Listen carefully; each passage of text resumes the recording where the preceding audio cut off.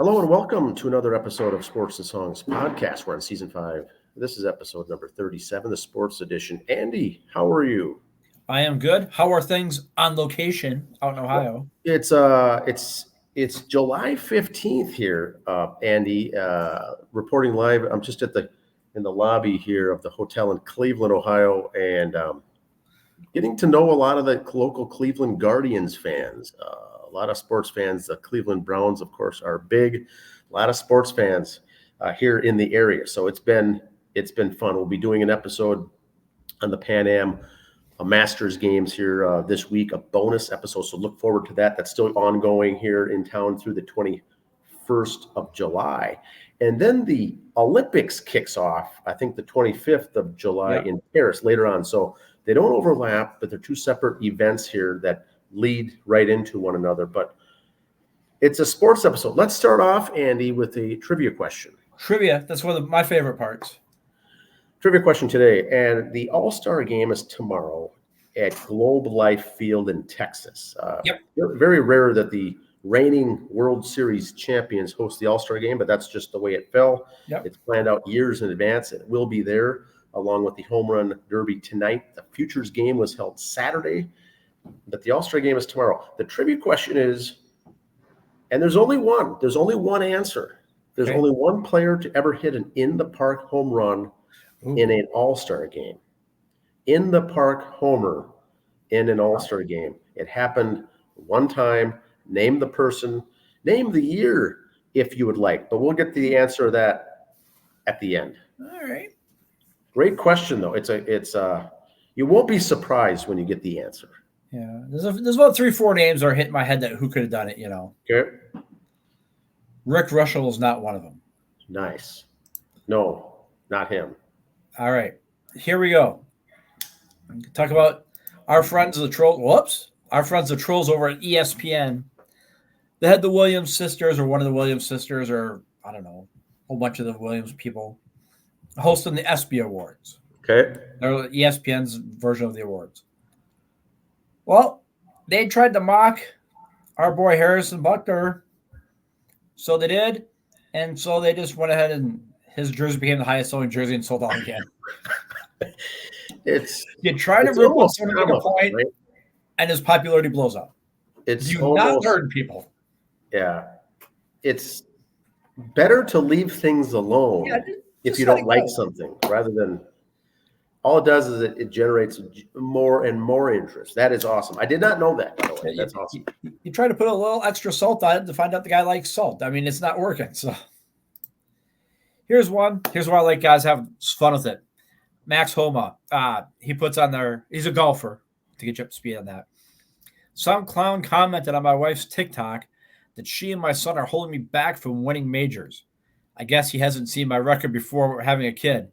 It's even worse. Moral of the story, it's all my wife's fault. She's been holding me back. That's a well done. He had a little fun with it there too. Well done.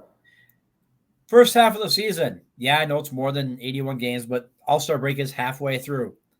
Mets are in the playoffs. If they voted to strike tomorrow and end the season, Mets are in. Okay. I do not like this. I love my Mets. Yes, I want them to make the playoffs, but not with this team. Not saying they've done it with smoke and mirrors, but and Texas and Arizona proved last year you don't have to be a high seed to do it. Mm-hmm. I just don't see them doing it the second half and then for one more month in the playoffs without burning themselves out and everybody going, told you so, and having to try to do it again next year. You know, if they're not going to be sellers and get rid of Pete Alonso and the other guys, then they better buy and buy big and go all in. Some of the great prospects you got, as much as I hate to say, don't get rid of Acuna and don't get rid of Beatty and those other guys, but if you got some AA guys you can give up to get something now, do it. Either that bargaining or sell and go. Yeah, it's a fun time of year for that. This I thought was kind of a, what's the word for? Shitty move. Golden Knights traded their goalie Logan Thompson while he was signing autographs for fans in Vegas. So he's at an event for the team, signed autographs, and they trade his ass away there. No respect anymore in this league. It's just shit. Just a piece of meat. That's like getting fired at the company Christmas party, you know. Yes. They hand out the bonus checks and you get a pink slip. While you're opening gifts, you know. They hand out bonus checks, you get the pink slip. But grab some cake on the way out the door. All right. A little story on this one. Story out of Colorado State head coach is saying that his quarterback was offered $600K to enter the transfer portal. Jay Norville revealing Kansas State's $600K offer. He said a guy from Kansas State called him. The quarterback saying a guy from Kansas State called him, offered him $600K because they lost their quarterback if he got in the portal. And I'm not accusing Kansas State of anything, the guy says. I'm just telling you what the kid told me. Now, I don't know if I call bullshit on this story or not. Did a booster from Kansas State call? Oh, I'm sure there's boosters out there that do it all the time. Are those boosters associated with the team? You know, who knows? And with NIL money, who knows? It gets to be too much, which was nice in college in the old days. There was none of this to interfere, to muddy the waters. Now you've got all this going on. I mean, and you look at this stuff. You go back to Reggie Bush. They all said he took money because they paid for his mom's apartment. Christ, go back to the stuff Eric Dickerson admitted to that he was getting. That would be par for the course now.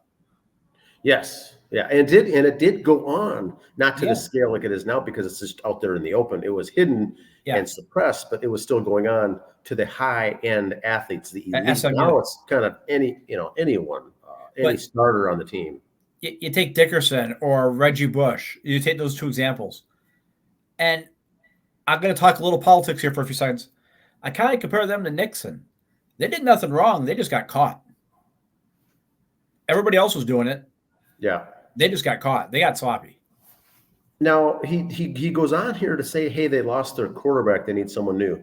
Now, keep in mind for the listeners out there, the college depth chart for college quarterbacks for these D1 programs are 4 to 5 guys deep. They have quarterbacks. Right. Yes, they may be young. They may not be ready to go this year, but you're still taking away a spot from someone by coming in.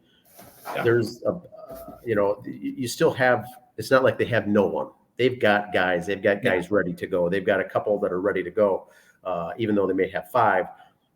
The first and second guy on the list is probably ready to go. So they don't not have a quarterback. Yeah, they got 2 scholarships, at least 2 full scholarships and some partial set ready to go. Yep. All right. The Sports and Songs presents Police Report. Oh, now this is new. New segment. Football training camp coming up. This might be a regular segment. Oh, I know. I already know the answer to this. Oh, yes. I'm just not even going to say a word. I'm just going to let it sit there for a while. Now, Andy, you said the day he was drafted, you said, that's good. He's an athlete. He's a good athlete, tremendous, very good. But we should start the tracker now on how many arrests this individual will get. And now, what is this? 2 or 3? All I know is I'm right. And once again, pats on the back, I lost track. And they found him, asleep behind the wheel in a car, drunk, DUI arrest. And that's still DUI. I don't care. I'm not in favor of that either. But cannot. So it's interesting. So Vikings hold on that number 1 spot, most arrests since 2000. Yeah, it used to always be the Raiders, but now it's the Vikings lead the league in arrests for a while. For decades. I mean, yes. Yeah. And Tampa Bay Rays shortstop Wander Franco. It's official. It has been formally charged with sexual abuse and sexual exploitation against a minor. This story's been out there a while, but it's just the final nails in the coffin. The man's done. So, and this guy was tremendous. The 1 year I played fantasy baseball, I had this gentleman, and boy, did he take me far into the playoffs. Very good. I don't know if it went to his head. He thought he was too good and could get away with stuff. Was he just that naive? I don't know. I don't want to know. You broke the law. It is what it is. Kind of the other kid. You fell asleep behind the wheel drunk. It's still a DUI. But but Addison is going to serve some, a suspension time or something. Franco's career is done, is it not? Yeah, he can't even play minor league ball. He's done. No, there's nothing. I mean, that's how serious this stuff is. Yeah. And like you said, what they're thinking, what's going on in their heads, I don't know. We can't even imagine what they're Yep. thinking. But what the heck? Yep. We can't escape this family, Dan. Dante Culpepper's boy got drafted by the Twins the other day in the first round. Is that his son? That is his boy. I didn't know that. Okay, yes. Kansas State dude. That's why we're here to educate. Oh my! I saw the name. I never thought of Dante. Yeah. Okay, this is perfect. Dante's son right there. So fun stuff. Passing of the great Monte Kiffin, defensive coordinator. Back in the day, if you knew football, I don't care who the teams were because he jumped a lot of teams as a coordinator. But if he was a D coordinator and Buddy Ryan was on the other side of the field as a D coordinator, that was going to be a 3-0 game. And a lot of penalties, but it was fun to watch. He was his son, Lane Kiffin, you hear his name pop out a lot. Yeah. Monte was a great defensive mind. Him and Buddy Ryan were just two of the great defensive minds back in the day coming through. Fun to watch growing up as a coordinator. He'll be missed. I'm kind of curious what the NFL does this year. Not saying they need Monte Kiffin Day, but the teams he played for, if they'll have something special opening day for him or not, we shall see. And here's your homework assignment. All right. Jason Whitlock put this up. Did the NFL rig games for Taylor Swift's ratings? Meaning, because we talked about it here. Funny, one of their games got pushed to another night because of her concert schedule. They got flexed to a day because of concert schedule. Did the NFL set up their games just so she could be there and they can get ratings? Because funny, Kansas City was the game of the week all the time once those two started dating. And that was one of the reasons why I didn't watch, because I could care less about watching her. I want to watch football. Yeah. I believe 100% that's correct. I don't know if I agree with the meme, because the word rig is used and people are thinking that the games themselves are rigged, which they may or may not be. But you're talking about that's it. The scheduling, how all of this game got switched to prime time. Manipulating the schedule to maximize the viewers. Yes, I'll bet they did that because he is the poster boy for the NFL. She is the poster girl for everything else. Those two are dating. It's a match made in heaven. They love it. They love this kind of stuff. And I don't care if the game was on CBS or ESPN or NBC or ABC or Fox or whoever had the game. It was football ratings for the Shield. They don't care. They wanted it. So, and they probably, I'm guessing, this would be good to find out, but I'm guessing that even the advertising was charged higher because of this. Oh, yes. And the companies would pay because they wanted to get on because they knew everyone would be watching. And they took that ship all the way to the Super Bowl. It's true. It's a lot of people got wealthy. Who can benefit? How can I benefit from this? And so the league knows that, and they will jump in there and start massaging things. The homework point on this is just go back and look at the numbers. And just watch the ratings and look at it. And kind of the other meme. Prove me wrong. I think that's a very fair question. Caitlin Clark, assists per game. In 2022, she led the NCAA. 23, she led the NCAA. 24, she led the NCAA. So far in the 2024, she leads the WNBA. I believe, again, without patting myself on the back too hard, did I not say after the draft, don't worry about her points. She's going to get the assists. You did. Here she is leading the WNBA in assists. Now, and this is another sore point with me with the whole Angel Reese comparison. Yes, Angel is good. Caitlin is at that whole nother level. I don't care what her race is. I don't care anything about that. That's how good she's got points that are in the record books that'll never be broke. But keep in mind, she has records in the assists category. The assists. Very selfless player, and she's not leading the conference, those stats. If you go ahead and look. This is not the team, not the conference, not the division. Leading all the NCAA for 3 straight years in assists. And now she's leading the WNBA, where people said, well, she's not going to be able to perform, or she's not going to be able just joining the big league now here. Is she going to be able to compete at all? She doesn't know what she's getting herself into. So it's those kinds of comments. And look at the stats. That's a phenomenal stat right there. And she had a month and a half off from the NCAA championship game to the first WNBA game. Yeah, that's. I don't know if we're going to touch on it later, but the Indiana Fever is another story that we can they talk beat the on Lynx today. last night. So the power rankings for the WNBA, the Indiana Fever are moving up so quickly. Remember, they first started off the first 2 weeks really bad. People said it was a flop. They're Yep. never going to do anything.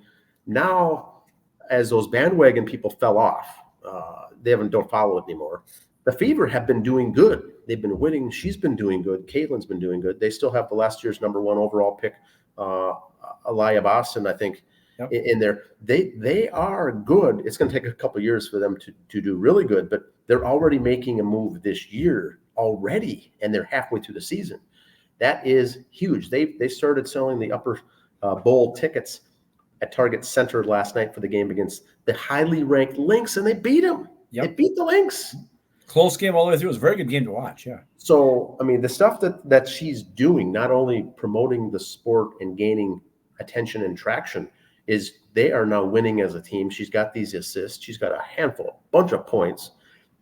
But what I see come up all the time, and Andy, tell me if I'm right or wrong, the things that pop up on my feed are all about who's leading the Rookie of the Year for the WNBA, and Angel Reese has the lead. I don't care about those things. I don't care. Why is that being shoved down our throat? Because it's not Caitlin Clark leading. That's why. Maybe she will win it. Maybe Angel will. It's only halfway through the season. Only thing matters to me is who actually wins it. There could be injuries down the road, everything else. But what she's doing as a complete player is the phenomenal thing. According to Angel Reese in the finals last year, the ring was all that mattered. Caitlin got everything but a ring the last 2 years. Mm-hmm. But according to Angel Reese, the ring was all that mattered. So that's causing this whole divide. And look at the Chicago Skies in the standings compared to Indiana and tell me who's got a better shot at the ring, Angel. But this stat, once again, for those listening, pause the episode, pause it, just look at this stat and let it sink in. Thank you. Angel Reese did set the record for most consecutive double-doubles in history with 13. Now, there was a couple memes going out there, and they are not far from off. The double-double, it's a great stat. When your double-doubles, points, and rebounds, that is good. Congratulations. Yep. That's very good, especially for a rookie. When you get the ball underneath, you miss, get your own rebound, and then put it in. You got a point. You got 2 points and 1 rebound. Okay. Not saying she's missing on purpose to pad her stats, but I'd like to see how many of those rebounds are her own. Yep, fair enough. That's just all I'm saying. And once again, these stats, a double-double in a pro league by a rookie is good. It's phenomenal. Oh, yeah. But you're not getting a triple-double. I mean, a triple-double, are you kidding me? So from the salad department, quarterback at Kansas State, Avery Johnson. It's just like that little girl from We Are the Titans. Oh, my gosh. That is awesome. Yep. Serious locks. So there we go. Willie Foosball gets credit for that on the Twitter there. Kansas State's quarterback. Oh, it's just like the girl from We Are the Titans. Can't unsee that now. All right. Remember Jenny Finch, softball pitcher from Arizona? Phenomenal. She married a major league pitcher, Casey Dangle, and now they have a son, Ace, who's 6'8" and going into his senior year in high school. Oh, my gosh. You can't tell me he's not going to get numbers next year. He's going to get the picks. And his name is Ace. Perfect. Yeah. What a right-handed pitching specimen. He's going to get some leg tonight for sure. But imagine, she was a phenomenal pitcher. He was a phenomenal pitcher. He was in the majors for a while. Granted, the mechanics are different, but the DNA that this kid has got, the genes. Not the DNA, the coaching from just your parents thought, saying, son, you need to be a pitcher. These two are both head on straight. They helped him out. That's a guy that you just simply do not want to get into any kind of trouble. Just lead it clean and narrow, and just this guy's going to be phenomenal. Quote of the week, another news segment coming up here. Okay, Javi Baez got hit in the butt with a pitch, and he thought they were throwing at him. The PA announcer for the other team goes, look, Javi, you're hitting under 200. No one's hitting you on purpose. That's awesome. Yes, if you hit in the butt, that's the purpose pitch. You hit our guy, we're hitting your. That one purely got away. Just relax. Yes, on the team, you're the highest paid guy. You're the most overpaid guy in sports right now. No one's hitting you on purpose for hitting what you're hitting in your home. No, That's good. slow your roll, as they say. And that's all I got, sir. I've got Not a some lot other of the sports. exciting stuff that I usually have, but Well, I've got some other a lot of other sports things news. going on. We got All-Star breaks coming up. So we've got the arena football, Andy. Arena. We've Yes. had the UFL 10-week season that got done. It's called spring football. Arena is also kind of slotted into that time, into the spring. They play a 10-game schedule. This last weekend was the semifinals. This Friday, Andy, championship game, they call it Arena Bowl. It'll be held in East Rutherford, New Jersey. On our Facebook page, we have the teams going. It's the number 1 versus the number 2 seed. There was no upsets in the semifinals. I don't think many people watch or follow this, but it's still newsworthy to bring it up. This was the Arena Bowl location that was supposed to be Target Center when the season started in downtown Minneapolis. Now with all the skedaddling, it's going to be East Rutherford. They call it still the Arena Bowl. It's a championship. Two best teams are going to be facing off a 1 seed against a 2 seed. That game, I believe, is 4 p.m. on a Friday night.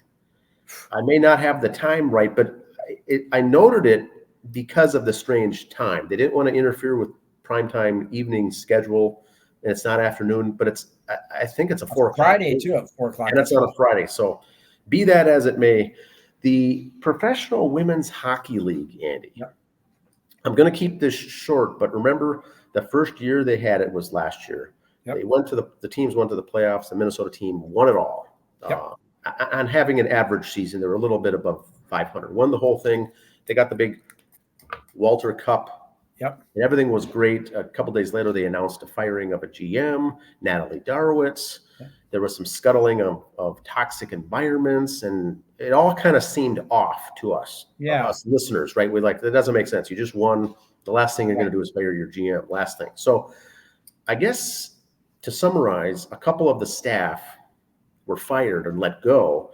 And now because they were let go, they're no longer with the team. They're making public some comments about the toxic environment, of what's happening, the sides that are being taken, the decisions that are being made. People don't know their roles. The executive leadership is all hogwash. It's now, to me, Andy, this is what's making sense. And I guess what's going to come of it is we're going to end up hearing, when all this dust settles, of course, it's going to be the wrong person was fired. Natalie Darwitz was not the bad guy all along. She was the scapegoat. It sounds like the people running the show were doing things behind her back and making plans for the future and playing certain people that they wanted, and they got rid of her. The media made it sound like she was cut loose because of not doing a good job. I personally believe that's not the case. She was thrown under the bus, and the real instigators for this whole problem are still with the team. So they've got a house cleaning to do there. And they've already completed the draft. They've done all these things. So who's ever stepping in is going to have to do a lot of cleaning up. But they need to clean house on that organization because things were not okay. Someone throwing someone else under the bus. A lot of that going around lately. Yes, it's just, and I feel bad for Natalie, because at first, when I first heard that, I thought, she's a tremendous player, tremendous athlete. And coaching experience. I remember saying myself, I don't know if she's a good manager or a coach. Many times those people are not good in both. They can't cross over. Sometimes they can, but sometimes a good player is not necessarily a good coach.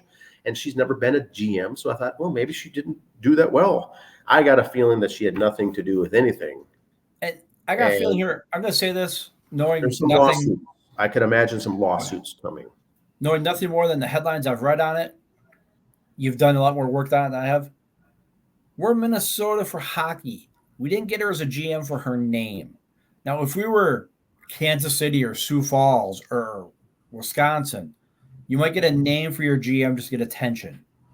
We're Minnesota. We didn't need a name for a GM. We could have got you or me to be the GM if we knew how to do the job. They wouldn't care. We didn't need a name for that position.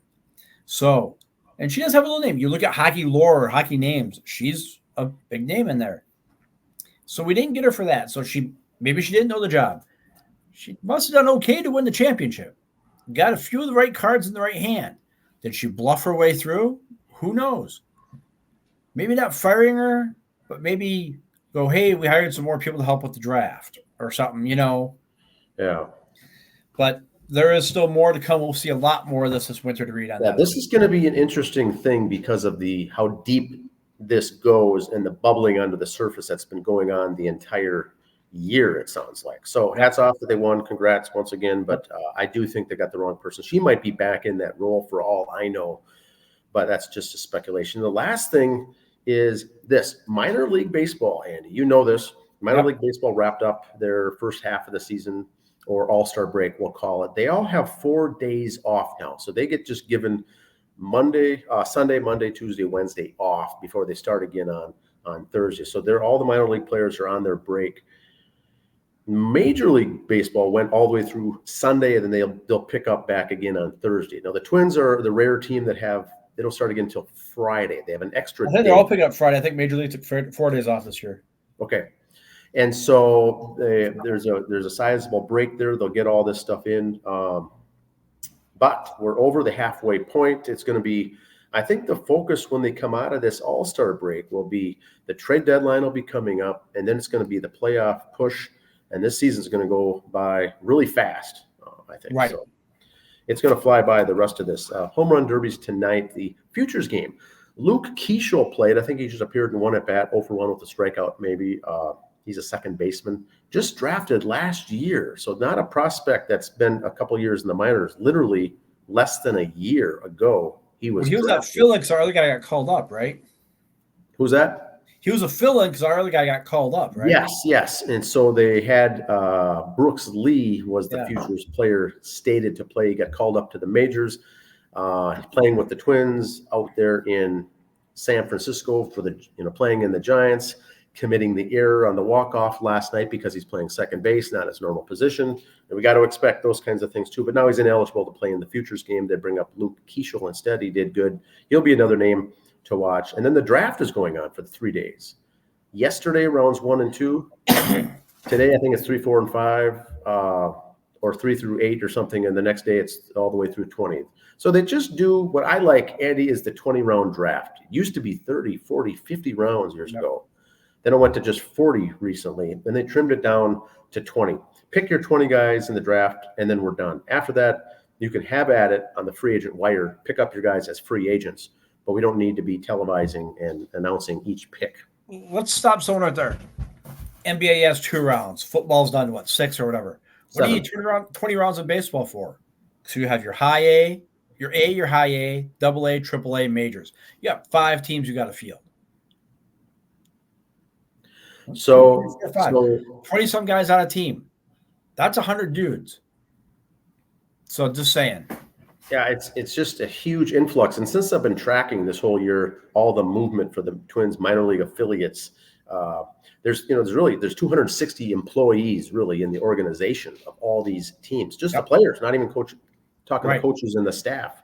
It's the players. So there's a lot of movement, which means now 20 players added will be drafted, and then 20 people in the current organization that may not make it up or make it far, they're now going to be on the clock. Their time is going to be running out. So you only get that 1 year to you better move up, or your only option is to move out because the attrition takes place and new guys are coming in that are going to be good. So that's the one thing I like about baseball. It'll chew you up and grind you out. It's a weed out process.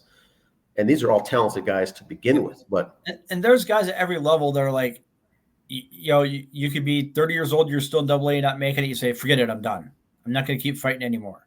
Yep. Or triple A, you get a certain age, you're done. Or you're still batting 180 in low A. Son, it's not for you, you're done.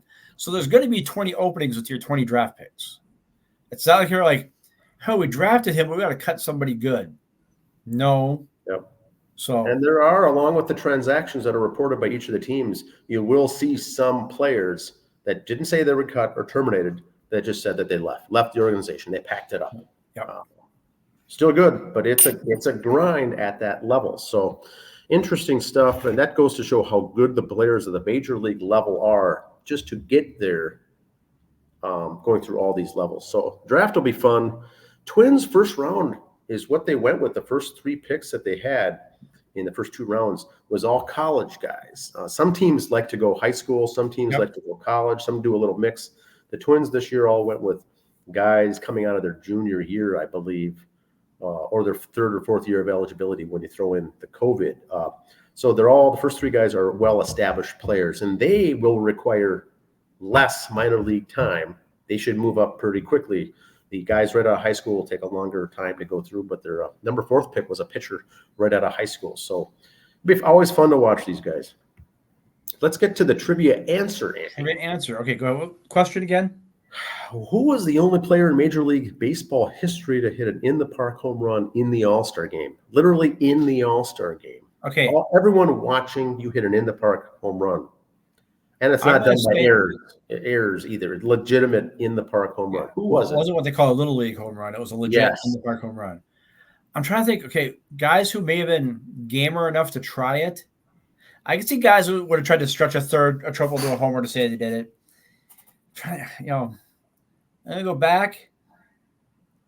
I want to say it's going to be someone who didn't hit a lot of homers. I'm going to say Ozzie Smith.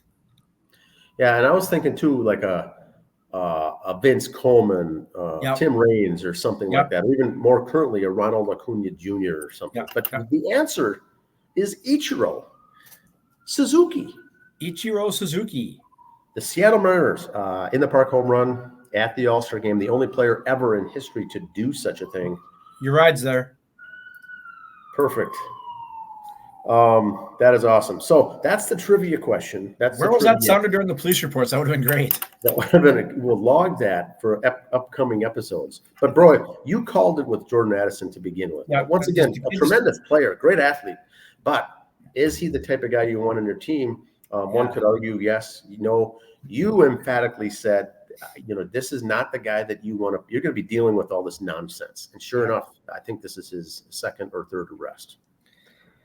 Good player, though. Once again, we're not getting into which is the sad thing. Just wish you hear about how he donated a check to charity instead or whatever. Well, Justin Jefferson, it just came out that his girlfriend, longtime girlfriend, just had her baby. Just had a baby. So Justin Jefferson, another very elite player in the National Football League, but he was not a big fan of the choice to have the baby. Let's just put it that way. All these months coming up to this, so he was not a big fan. So there's a lot of things going on with these players. It may not be crime, but the moral ethics, all these things are coming into play with these young guys making huge lifelong decisions at an early age, and now you're dealing with consequences. Adrian Peterson, of course, could talk to that with the age. Yeah, don't get started on him. All right, that's all we've got. We'll see you next week. We're going to cover more Olympics, more Pan Am Masters games, and of course the All-Star game. And then next thing you know, it's going to be town ball playoffs. Yep. Town ball had a big meeting last night on some stuff. Haven't had time to really sift through it all ourselves. We'll have more on that next Monday. So the playoffs will start, and the first round is interesting for town ball because they'll play a lot of the teams will play a double elimination tournament, or they'll have a best 2 out of 3. And that process is once again just a weed out to get rid of the low hanging fruit, and then the true playoffs actually begin. But this is also going to be starting here in the next couple of weeks. And I call that basically the guys who are trying out to get drafted. The pitchers. Yes, they're going to be putting on a showcase because their team's not going to go. But hey, I want to get drafted as a pitcher. You want to put on a show and do things well. So that's it. Have a good week, everyone. All right. See ya. See ya.